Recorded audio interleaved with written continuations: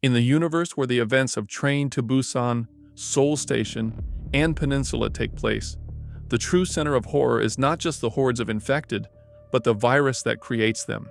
Here, it is an unknown, brutal, and almost instantaneous infection that destroyed South Korea in a matter of hours. Like many other outbreaks in zombie cinema, Korean society here had no time to understand what was happening, organize a response, or establish a real quarantine. By the time people began to realize that something was wrong, the disaster was already out of control. The first clues about the origin of this catastrophe appear even before the human outbreak fully erupts. Everything points to a leak at a biotechnology company near a natural reserve area that had been placed under quarantine. The saga never explains this point explicitly, but it does leave several signs that suggest it. For example, when we see the worker explaining that there has been contamination in the area, affected animals like the deer that gets back up after being run over, dead fish in the water, and rumors that something had already spiraled out of control long before the arrival of the zombies. The deer scene matters much more than it seems, because it reveals that the infectious agent does not affect only human beings. And before spreading through stations, streets, and entire cities, the virus had already contaminated the environment and demonstrated an abnormal capacity for adaptation. That suggests that we are not dealing with a simple natural disease, but with an agent altered, manipulated, or created through bioengineering. Something that escaped human control and, once released, began to spread without distinguishing between ecosystems, animals, and people. The saga never gives this infection an official definitive name, but it does leave enough clues to build an identity of its own. That is why, to keep this analysis cohesive, we can simply call it the Busan virus. And everything indicates that its initial spread did not begin with a single isolated patient zero, but with a broader process of environmental contamination. Affected water, exposed wildlife, and perhaps even animal-based products may have been part of the jump to humans. That would explain why the outbreak seems to emerge almost simultaneously in different parts of the country, as if it had not begun from one visible focal point, but from a chain reaction that had already been incubating in silence. That is where Seoul Station becomes fundamental. Because while Train to Busan shows the explosion of the outbreak inside a train turned into a deadly trap, Seoul Station shows the previous hours, when everything still seemed confusing, scattered, and a sense of control was still present. Before we continue, I'd like to show you a game with one of their coolest dark fantasy character lineups I've seen in a while. It takes the world of Alice's adventures in Wonderland and turns it into something much darker and more dangerous. Featuring 5 legendary champions inspired by the tale: Alice the Wanderer, the Cheshire Cat, the Mad Hatter, the Knave of Hearts, and the fearsome Queen of Hearts. One of the standout characters is Alice the Wanderer, and she's actually a beast. She's a high-damage legendary who can disrupt enemy abilities, mess with cooldowns, and still hit incredibly hard, so she works really well in both PvP and PvE. We also get Cheshire Cat, who looks completely twisted here, much more demonic, and serves as a powerful damage dealer. He's built to chain turns, manipulate speed, and keep pressure on the enemy team. And the best part is, you can get your hands now on one of them simply by downloading the game via my link or QR code and entering the promo code GETALICE for Alice or KITTYCUT for the legendary Cheshire Cat. Just keep in mind you can only choose one, so pick wisely. What I genuinely like about Raid is the amount of content it gives you. There's always something to build towards. Personally, I like experimenting with different champions and team setups, and the game just looks great while doing it.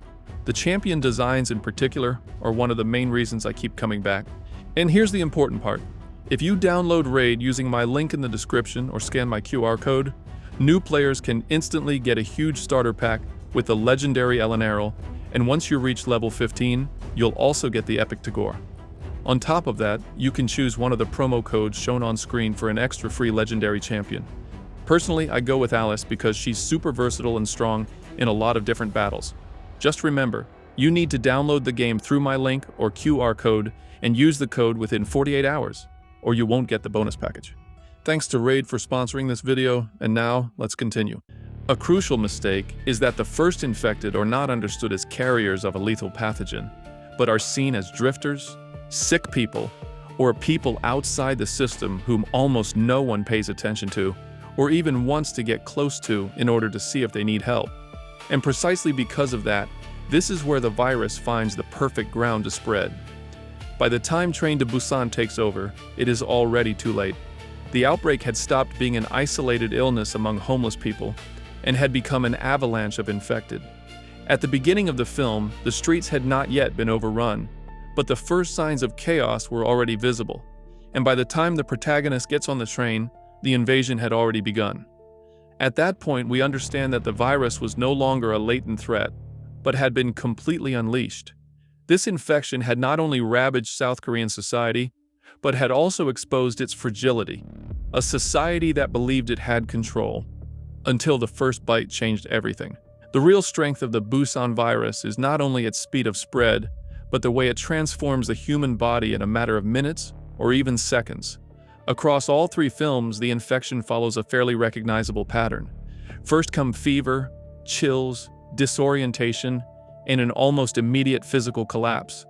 The body begins to react with spasms, convulsions, loss of balance, and erratic movements, as if the nervous system were being attacked.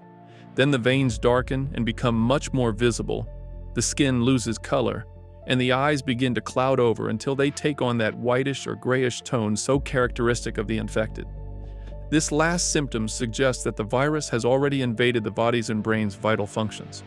What comes next is no longer an illness, but the total disappearance of the host's identity. This point is key because the infected in Train to Busan do not seem to be undead in the classic sense.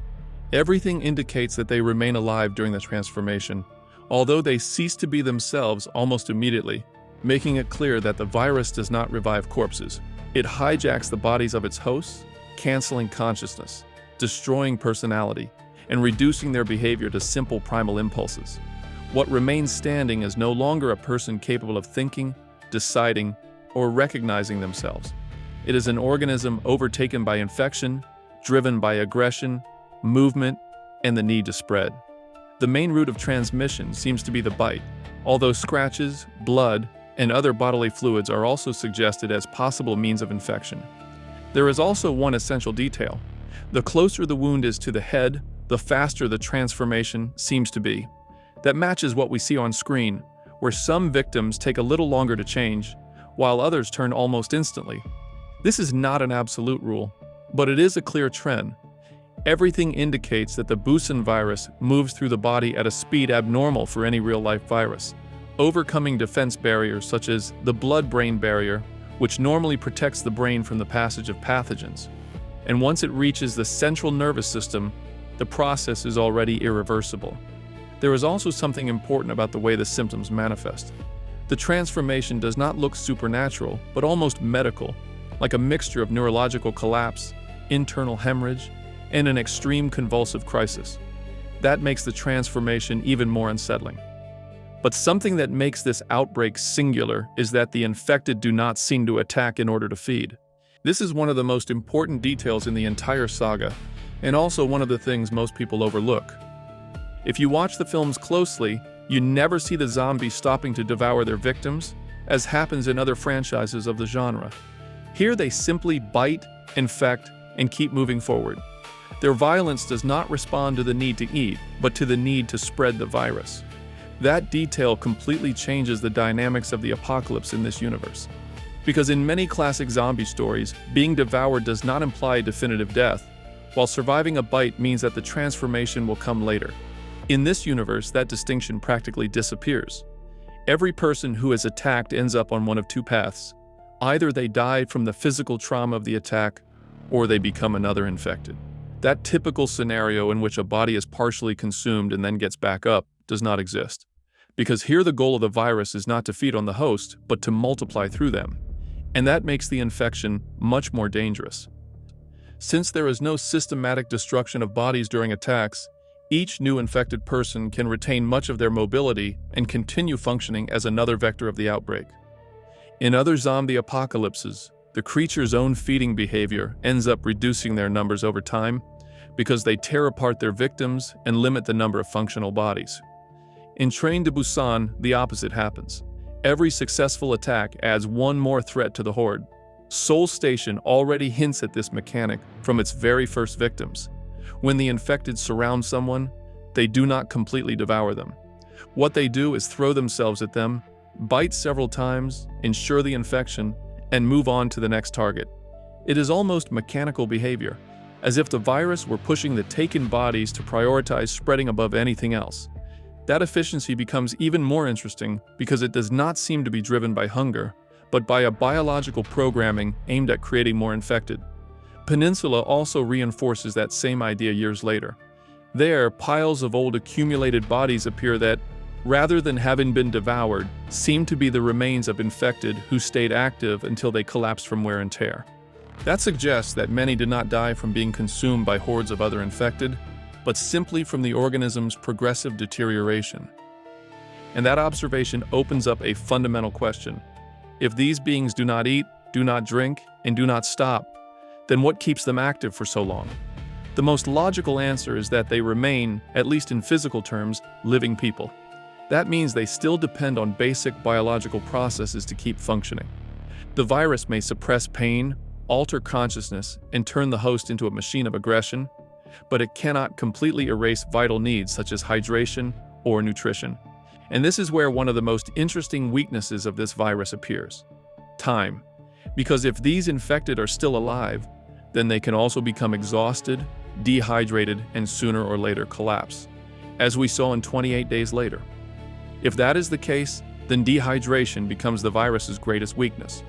A body subjected to such violent physical activity, with convulsions, fluid loss, constant exertion, and total absence of rest, could not sustain itself indefinitely.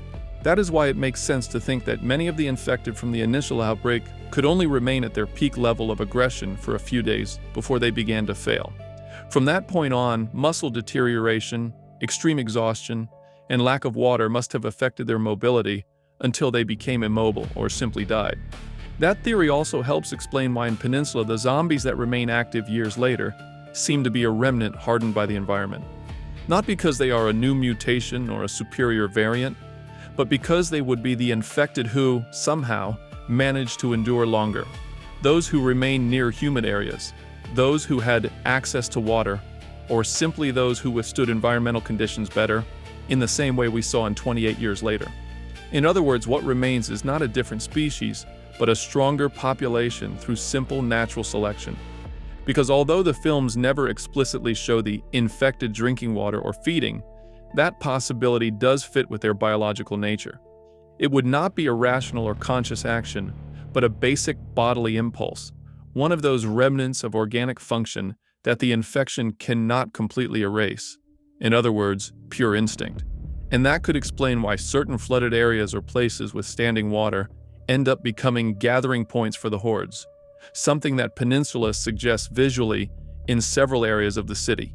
Seen this way, the outbreak has monstrous force at first, but it also has a physiological limit that over time reduces many of the infected through simple wear and tear. Now that does not mean they are easy to avoid. Once transformed, the infected throw themselves at healthy people with tremendous violence. They run, pile up, crawl over each other, and react like a stampede. That savage mobility makes them a much deadlier threat than the classic zombie, because they do not move forward like clumsy corpses. They are a mass of uncontrolled bodies driven by the impulse to reach the next host.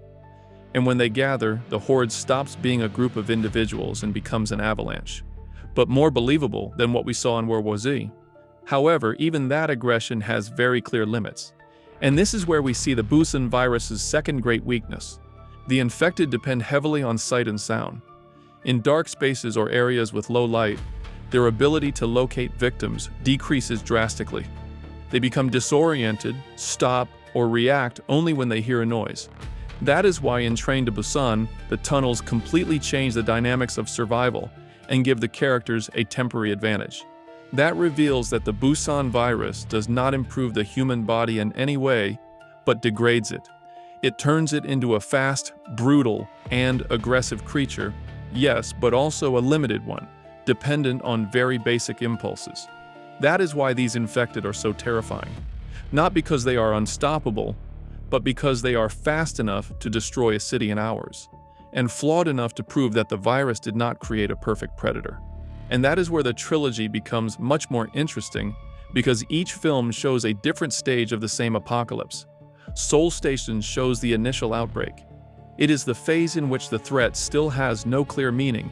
The authorities interpret the chaos as riots, and most people do not know they are witnessing the beginning of a pandemic. The first infected appear among marginalized people, the wounded, drifters, or individuals no one wants to look at too closely. By the time Train to Busan arrives, the outbreak is already in its explosive phase.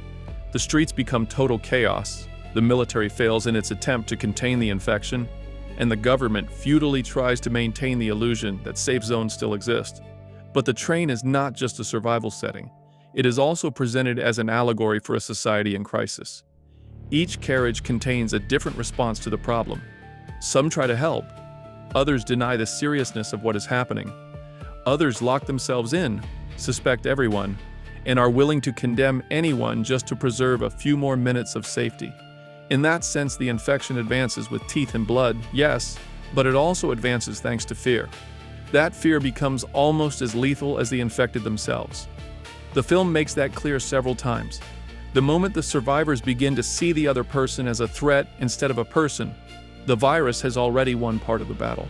The selfish executive, the passengers who expel the rescued, and the collective hysteria inside the safe carriage reveal that the crisis is not caused only by the zombies.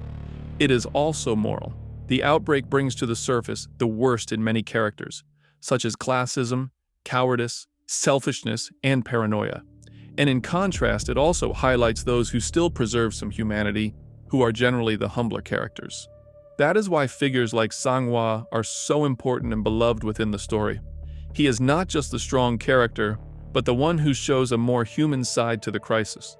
While others calculate, lie, or hide, he acts. He protects the people he cares about, takes risks, and faces the horde without expecting anything in return. He understands something the protagonist takes a long time to learn. In a situation like this, surviving alone does not always mean being saved. That tension between selfishness and solidarity is one of the strongest thematic axes of Train to Busan, because the virus turns people into literal monsters. But the crisis also reveals what kind of person each one was before the outbreak. And then comes Peninsula, which completely changes the scale. If Seoul Station showed the beginning of the chaos in Train to Busan, the exact moment of collapse, Peninsula shows the scar left behind years later. South Korea is no longer a country in crisis. It is an abandoned peninsula, isolated by the rest of the world, and basically turned into a ruined territory, overrun with infected, armed groups, and survivors who learn to live in this new reality. At this point, the virus is no longer an emerging threat. It is simply part of the environment. In the end, that is what makes the virus in Train to Busan, Seoul Station, and Peninsula so disturbing. It is not just an excuse to unleash fast hordes against the protagonists. It is an infection built to represent something much larger, the failure of a society that was already sick long before. Because when the outbreak begins, what starts to crack is not only the country's infrastructure. Trust, empathy, responsibility, and the idea that progress is always under control also break apart. And yet amid all that destruction, a more human side also emerges among the characters.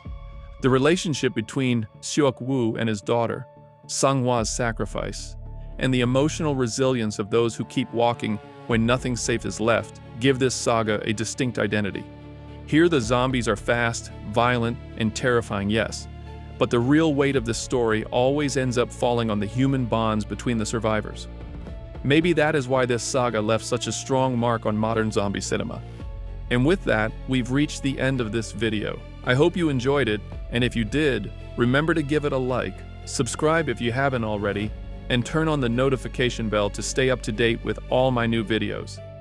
I also want to give a special shout out to the channel members. Thanks to you and all of our viewers, we can keep diving into these kinds of disturbing and thought-provoking stories. Thank you so much for your ongoing support. And if you want to support the channel and get access to exclusive content, early videos, and other perks, I invite you to become a member. Just click the join button below this video. See you in the next one. Hey, don't go just yet. If you enjoyed this video, I've got another one I think you'll love. Check it out. And remember, enter raid now through my link or QR code and claim your free legendaries while you still can.